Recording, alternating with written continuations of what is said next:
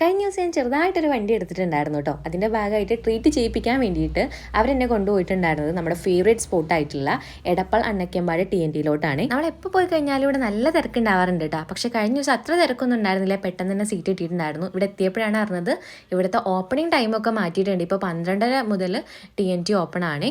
മസാല ഷവായ മാത്രം ഓർഡർ ചെയ്യാം എന്ന് പറഞ്ഞു വന്ന ഞങ്ങൾ ഇവിടുത്തെ മെനു കണ്ടിട്ട് ബാക്കിയുള്ള ഐറ്റംസ് എല്ലാം ഓർഡർ ചെയ്തിട്ടുണ്ടായിരുന്നു. അങ്ങനെ ആദ്യ സെറ്റിൽ മസാല ഷവായ, ഷവർമ, അറബിക് റൈസ്, ഗ്രീൻ മാംഗോ സാലഡാണ് വന്നിട്ടുണ്ടായിരുന്നത്.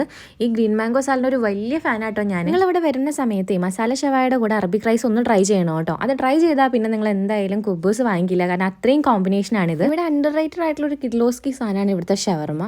ഇതും നിങ്ങൾ പോണ സമയത്ത് ഒന്ന് ട്രൈ ചെയ്ത് നോക്കണം കേട്ടോ. ഇത് കഴിഞ്ഞപ്പോഴത്തേക്ക് അടുത്ത സെറ്റ് ആയിട്ടുള്ള mango shake, mix berry shake, watermelon mojito, Kurkure, momos ഒക്കെ വന്നിട്ടുണ്ടായിരുന്നു. നമ്മുടെ നോർമൽ മോമോസിന്റെ ഫ്ലേവർ ഒന്നുമല്ല കേട്ടോ, ഒരു ഡിഫറെന്റ് ഫ്ലേവർ ആണ് വരുന്നത്.